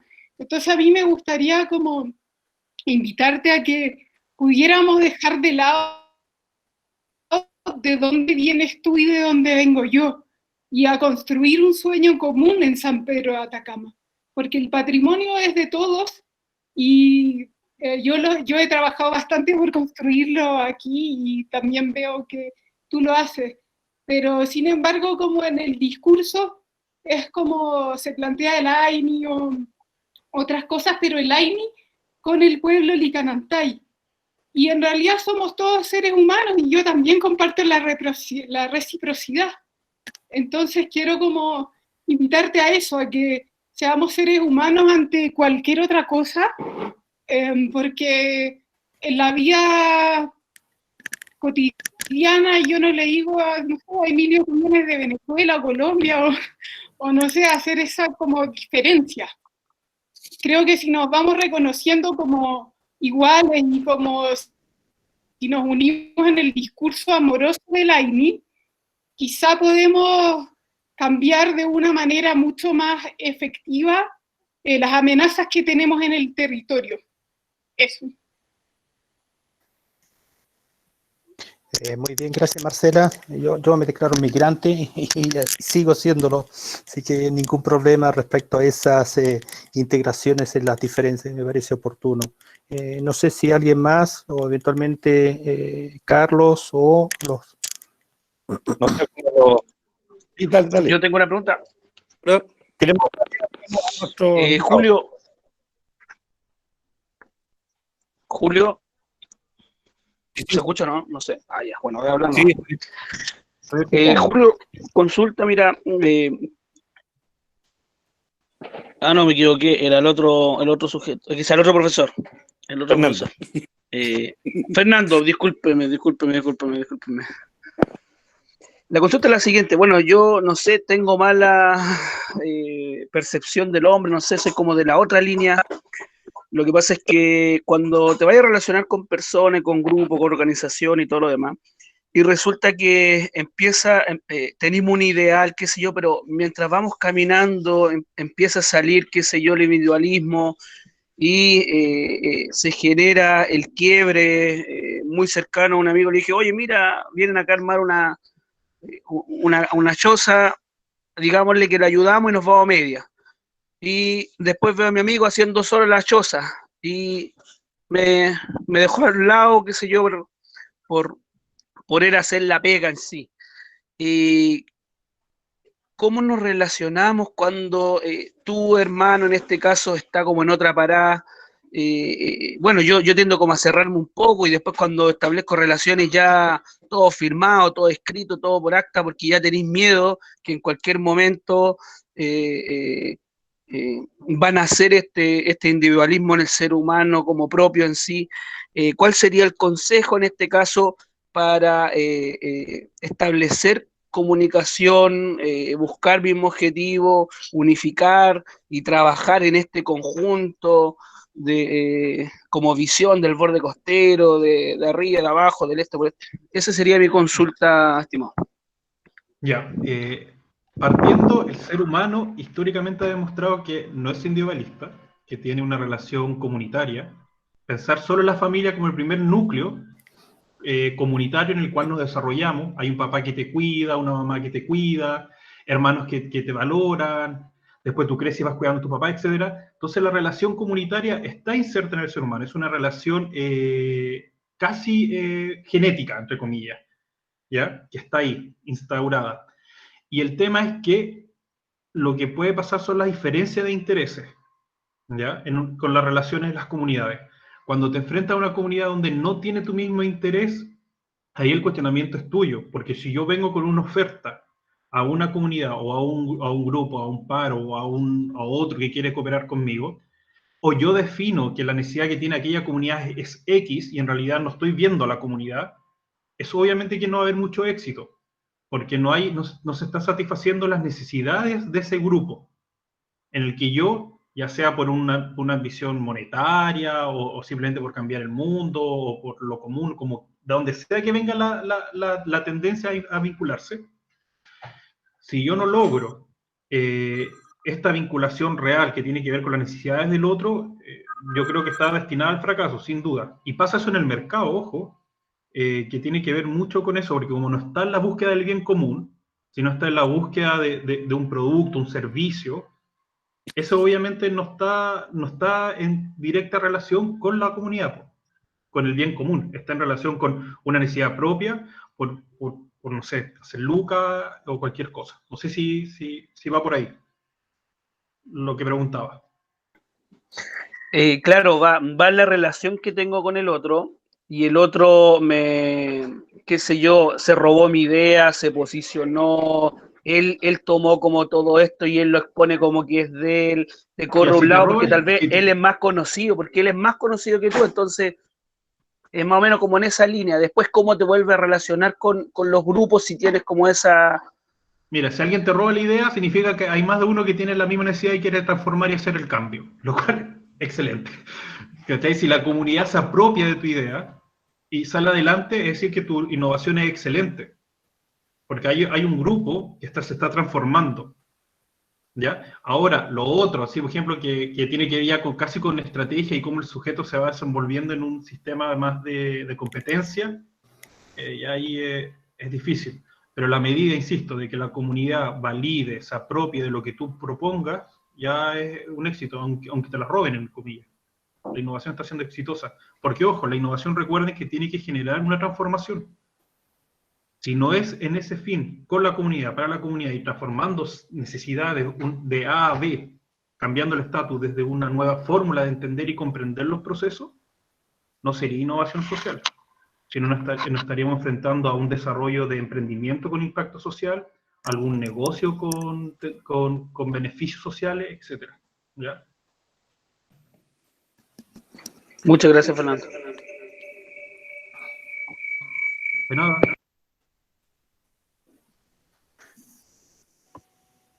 Julio, Quiere te hacer, gané. sí, quiere hacer una pregunta a Julio a propósito. Carlos se mudó. Ya, le decía, quiero hacer una pregunta a Julio a propósito de un proyecto que en el 2016 que generamos, un proyecto mundial de turismo comunitario, a propósito de abandonar el turismo de masa, ¿no? Y en Sri Lanka nos encontramos con un grupo importante de diferentes turoperadores, en los cuales aquello que estaban realizando especialmente era el turismo más comunitario de todos aquellos, es decir, el turista pagaba para ir a hacer las actividades propias de los campesinos, cultivo de arroz, todo aquello que es la recolección, todo lo que es la preparación de los campos, todo aquello que es los regadíos y otras formas. ¿Habrán pensado ustedes en llevar también esos elementos que están generando a ese turismo que en algún modo es más armónico, especialmente para que un turista extranjero eventualmente o nacional pueda revivir eventualmente por algunas horas o por algunos días el regresar especialmente a aquello que es ese espacio de la cosmovisión andina?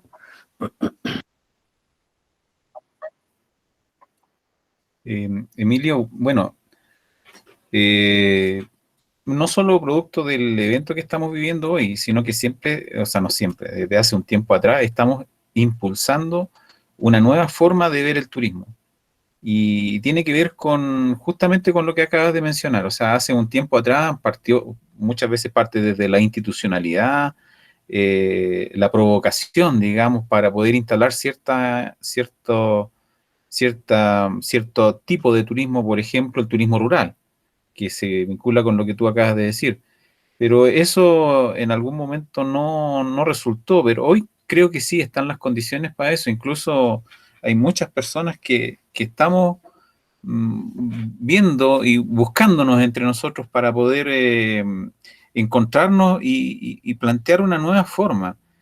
Pero insisto con este tema que es probable que ahora ya estamos enfocando el turismo no solo como un beneficio económico apresurado, donde ojalá vengan 10, se vayan y entran otros 10 inmediatamente, ¿no? Sino que queremos vincularlo al cotidiano, al trabajo real, no armar una escenografía y disfrazarnos de agricultores para tratar de hacer algo al respecto. Exacto, eso es falsear especialmente. Tenemos que claro, entonces creo que es una opción, es súper interesante y la estamos trabajando, así que esperamos que eso, en lo personal, pienso que es como la alternativa que haría revivir este destino que está tan deteriorado, como tú decías también. Uh-huh. Y por otro lado, aprovecho también de unirme a la reflexión de Marcela, parece que recién decía, respecto de la invitación. Mira, yo siempre he sido un tipo muy integracionista. Lo que pasa es que cuando empieza también a no recibir desde la otra parte el mismo volumen con que estás entregando, nosotros tenemos un proceso histórico tremendo en nuestra historia de desarrollo como pueblo, de las veces que nos han vulnerado. Entonces, en este último tiempo, fíjate que eso también está sucediendo. O sea, muchas personas que aparentemente llegan con buenas intenciones y de repente sucede que cambia todo el escenario y no es lo que se pretende, no se consigue el objetivo que se quería. Entonces, creo que en lo particular nosotros estamos tratando de vincular, por ejemplo, de revitalizar nuestra organización, nuestro tejido social que está desordenado. Y creo que es necesario también vincularnos como seres humanos. O sea, eso yo absolutamente no soy ningún xenófobo y creo que lo que debemos hacer es encontrarnos, pero encontrarnos en el respeto de de si yo llego a la casa de un vecino, el que sea, no llego yo imponiendo las reglas de ese lugar, ni alterando el sistema, sino que me vinculo. Y si me agrada, bien, y empujo también en esa dirección. Pero si no, buscaré otro lugar. Es un poco lo que nosotros también invitamos a las personas que nos ven desde afuera y que nos ven en este rato como casi unos monstruos que lo único que quieren es que todos seamos, no sé, de un solo color y ojalá de un mismo pueblo, y ahí dialogamos. Yo no comparto eso. Yo he participado en muchas jornadas donde he tratado de instalar una nueva reflexión, y eso también porque es necesario avanzar en comunidad, pero también entendiéndose de que hay que hacerlo desde el espíritu sano del corazón.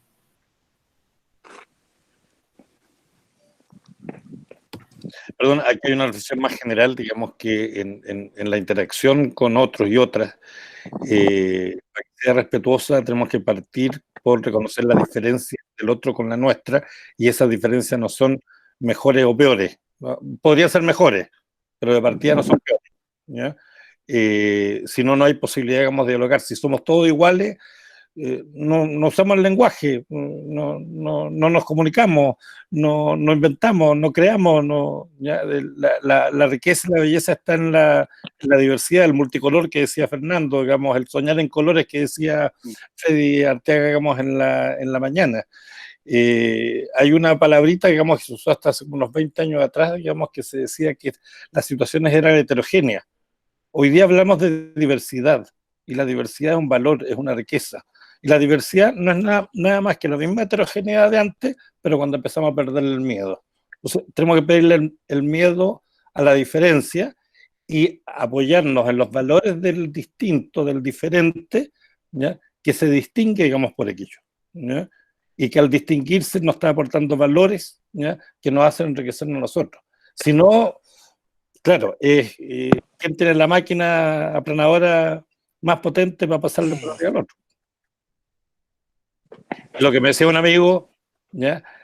A propósito, digamos, no de tu pueblo, Julio, digamos, del pueblo mapuche, mira, digamos, si tú las últimas 15 veces que has venido a esta oficina, estás en la oficina de él, a la salida, digamos, a media cuadra, digamos, están asaltados y te han mandado, digamos, a la posta, digamos, herido, digamos, grave, yo entiendo que tú tengáis desconfianza, ¿ya? De volver a venir acá. Y lo que les ha pasado a usted y a la mayoría de nuestros pueblos indígenas es que los han, tú lo dijiste muy elegante, vulnerado, una palabra muy académica para lo que realmente se ha hecho con ustedes. Entonces hay un temor natural, una desconfianza natural, fundado, sin duda, que tienen que pasar muchos años y muchas décadas, digamos, para que la vayamos bajando, porque es un mecanismo de autodefensa. Yo igual quería acotar algo, soy Santiago, acá de Diga, San Pedro, Santiago. que en el fondo creo que lo importante en estos tiempos, que hay una nueva constitución y la gente se tiene que unir, es poder llegar a un sueño en común a futuro. Yo todavía me pregunto cómo vemos a Chile. A mí me da miedo, Sumonte, más que el turismo, no, porque no vivo del turismo, en el fondo acá plantamos trigo, ustedes conocen el proyecto, en el fondo es la minera, a mí me da un poco más de miedo el problema del ecosistema. Por eso en la mañana tocaba las zonas de sacrificio. Fui a Viña a ver a mi familia por lo del COVID, y es una zona de sacrificio que ya, en el fondo, como chilenos necesitamos un sueño, y ahí es donde aplaudo, en el fondo, la forma de abordar el problema de Fernando y María José, que en el fondo dicen, tomamos toda la costa, nos hacemos cargo de sus habitantes, levantamos esa idea en común, y en el fondo están levantando un sueño que está súper clarito, abordado, creo que me quedó súper claro, y su metodología la encontré genial. Pues entonces dar esa felicitación y decir que tenemos que construir un sueño, y como constitución ni siquiera estamos hablando de un territorio, sino que de un país con diversos territorios. Eso. Desde luego. Quería, es tarea para todos. Diga, María José, ¿quiere responderle? Sí, quería acotar algo respecto a eso, a ese anhelo que tenemos y optimismo respecto a los sueños. Antes de hacer eso tenemos que conversar, así reconocernos, conversar, y de ahí vamos a pasar a una etapa de co-crear un sueño, un proyecto, pero súper importante la conversación, y en la conversación, tomando lo que decía Carlos, de entendernos como seres diferentes, seres distintos, Y en la conversación es súper importante la escucha, y la escucha no solo, y no de las palabras, porque el lenguaje no son las palabras, el lenguaje tiene que ver con lo que nos provoca, me provoca a mí lo que tú me dices y lo que te provoco a ti respecto de lo que yo te digo. Entonces, entender en este caso a Julio y a los pueblos originarios también de qué les provoca, efectivamente, y dónde están y esa provocación es una preocupación que es súper entendible. Y eso es lo que tenemos que aprender a escuchar. Y en base a eso y a todas las relaciones en las que nos desenvolvemos, todos mantenemos preocupaciones respecto de distintas relaciones y de distintas situaciones. Entonces, siempre escuchar la preocupación del otro y establecer esta relación de cuidado, de que vamos a construir una idea, un proyecto, una familia, una amistad, lo que sea, en base al cuidado, que es eso, la escucha de la preocupación del otro y también que el otro escuche mi preocupación. También cómo me hago escuchar. A mí me gustaría, así como... Para cerrar, diga Fernando. No, sí, para cerrar tal vez. Es como ponerme No, antagonista... no es broma, es para cerrar Ya. porque ya estamos en hora, así que... Ponerme como antagonista del sueño. El concepto del sueño tiene que ver mucho esta cosa visión futura, alejada, que puede ser inclusive hasta irreal.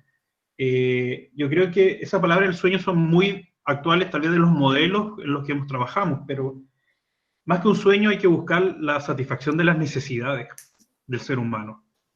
Y esa satisfacción de las necesidades son múltiples. Por tanto, no podemos visualizar ni la unión, ni la educación, ni comer, etcétera, como un sueño, sino como una necesidad real que hay que abordar y que hay que transformarla. En la cultura, el sueño está en la última punta de la pirámide, que es cuando ya tienes satisfechas todas tus necesidades, el ser humano recién se da la libertad de crear el arte, la música, la religión, y se dedica a soñar. Pero previo a eso está la satisfacción de sus necesidades. Todo Ya, por 30 pesos, ¿se dan cuenta? Materia, digamos, de sobra, ¿ya? Para un buen debate. ¿Ya? Pues, en este caso voy a discrepar, digamos, de Fernando. Y voy a citar, digamos, amigo Leo Pacarati, digamos, Rapa Nui, ¿ya? En que dice que las necesidades humanas, como dice Martin Magnif, son acotadas, ¿ya? Y la forma en que entendemos de cómo tenemos que abordarlas para resolverlas, esas son culturalmente distintas. Y lo cuenta, digamos, con un viaje que hizo con niños Rapa Nui en un bus en Isla de Pascua y con niños Conti, mitad y mitad, y se le atravesó un ternero. ¿Ya? En el camino tuvieron que bajarse. ¿Ya? Los santiaguinos o los Conti, ¿ya? En el ternero, digamos, querían jugar, digamos, ¿ya? Y tocarlo, digamos, etcétera, pues estaban viendo un peluche. La necesidad de afecto, de cariño, de cobijo. En cambio, los chicos Rapa Nui dijeron, agarrémoslo y hagamos un asado. Estaban viendo en la misma, comillas, solución, ¿ya? Para dos problemas, uno de afecto y completamente diferentes, ¿eh? Moral, lo cortaron y cada uno hizo lo suyo. Y para nuestros amigos sociólogos y antropólogos que citaron, digamos, a este colega francés, ¿ya? Cuando lo estaban citando yo me acordaba, digamos, de uno de los padres del existencialismo, que tiene un Heidegger, ¿ya? Que tiene, digamos, una cosa muy cortita, muy bonita, que se llama habitar, pensar, construir. Y ahí hay que sacarle punta a eso. Es más antiguo que el francés, pero en fin. Extraordinarias reflexiones. Bueno, Ana Verónica aquí obviamente complementa y agradece la jornada sumamente interesante, muchas diferencias, mucho debate, reflexiones. Aquello que yo iba a cerrar, iba a decir, mire, si no hay ser humano, todo esto no ocurría. Y por ende, las condiciones de transformaciones son importantes. Es decir, no podemos ver a la persona como un objeto que está inmóvil. Hay una transformación constante, se transforman las comunidades, se transforman las personas, envejecemos constantemente todos los días y luego, rescatando las palabras de Julio, que yo rescato profundamente, regresamos a nuestros orígenes, y decíamos el origen de la naturaleza, especialmente respecto a aquello que es lo más prístino de nuestra vida. Yo creo que ese es el relato que debiéramos entregar a las nuevas generaciones, a aquellos que van a hacer una constitución esperando que ningún político se atreva a ir, aunque si desgraciadamente sabemos que todos los políticos van a entrar ahí de lleno a transformar aquello que no quieren transformar. Digamos que las poblaciones finalmente tomen decisiones importantes ambientes en donde no hayan zonas de sacrificio, sino zonas en donde las personas finalmente son felices porque han decidido su estructura, su gobierno y finalmente su bienestar. Bueno, agradecidos a todos. Julio, muy agradecido por tu presentación, también a María José y Fernando, son de casa sin duda ellos dos respecto al trabajo que han ido desarrollando en el tiempo con nosotros, pero las áreas ya están dadas, se van a encontrar dentro de poco, obviamente, la propuesta de análisis que tendrán que realizar. Ahí sugerimos especialmente que hagan las tareas en el tiempo prudente, no esperen a última hora para entregarlas, porque eso es jugar directamente con la adrenalina y yo creo que es importante ser respetuosos con la salud mental de las personas. Sobre todo de los docentes que después tienen que esperar a que entreguen algo para poder evaluar. Dicho eso, que tengan un buen fin de semana, muy agradecido nuevamente a cada uno de ustedes a cuidarse, el COVID no ha pasado y no se llega no solamente una segunda oleada, sino una tercera, que va a ser mucho más complicada, especialmente por aquello que decía Julio, especialmente esa sensación de dificultad para encontrarse con los demás, abrazarse, sonreírles, más que tener miedo de que esa persona me va a contagiar. Hay que cuidarnos y obviamente con la naturaleza poder sanar aquellas cosas que todavía están abiertas, muchas llagas sin duda, de todo tipo. Eso. Ana Verónica, ¿ya?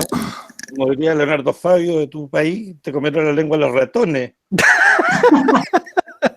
Che, piba, ¿qué? No has dicho nada en esta tarde. Despídenos. Pero lo has escrito todo, así que no creas. No, cuando me quedo como con muchas reflexiones y no tengo nada claro, mejor callar. Mejor callar, pero sí, de verdad que esto es como poner pata para arriba lo que estábamos, al menos lo que queríamos o creíamos hacer. En lo personal me lleva a eso, sobre todo escuchar a Julio, porque como lo dijo Carlos, efectivamente la iniciativa que estamos desarrollando con Valeria tiene mucho que ver, porque nosotros somos quienes estamos tratando de colaborar, digamos, y ser parte cogestoras del proyecto comunitario para las comunidades indígenas de Chunchuri y Calama. Ellos están en un, yo diría, en un peldaño mucho más atrás porque están luchando por lograr la concesión de los terrenos y desarrollar la agricultura. Así que te escuché atentamente, Julio, anoté muchas cosas y en general, y respecto a Fernando y María José, me quedó dando vuelta, me dio vuelta todo ese sentido que dijeron respecto al que ya no debemos hablar borde costero, sino zona costera. Y creo que es así, eso es como integrar toda la ciudad y replantear lo que uno siempre ha hecho del uso. Entonces, en realidad han sido muy intensas todas las jornadas, como lo puse, todas las charlas de hoy día, y bueno, ahí volcaremos en lo que nos pidió el profe Emilio, que es hemos descubierto una región maravillosa, se les agradece a todos los expositores, no solamente a ustedes últimos, se les agradece realmente a los profes de quienes elegir con pinza y con mucho aporte a esta diversidad de expositores, nos abre un espectro muy grande y nos genera conexiones que espero que, bueno, lo sepamos aprovechar, cada uno con su proyecto o si no con proyectos futuros. Ese creo que es el gran desafío de este diplomado, no solo centrarnos en lo que queremos hacer hoy, sino conocer este tejido social y de grandes actores y grandes emprendedores que pese a todas las dificultades, ahí están y estamos tratando de hacer algo por la región. Así que se viene un buen momento con el espacio, creo que como dije en la mañana, y con esto termino, porque después me retan de que hablo mucho, es que creo que las energías o las volcamos a nuestro proyecto, o las volcamos a ser partícipes e integrantes de esto que se viene, el escribir este nuevo sueño y este nuevo Chile que queremos. Y creo que una tremenda esperanza, porque muchas de las cosas que se han dicho acá, como que no tienen solución si no cambiamos una matriz, y hoy día están dadas las condiciones. Así que me quedo con esa esperanza dentro de todo el caos que tenemos acá. Un abrazo a todos. Muy bien, muchas gracias a todos. Muy bien. A descansar entonces. Hasta luego. Que tengan un buen fin de semana. Próximo viernes nos encontramos.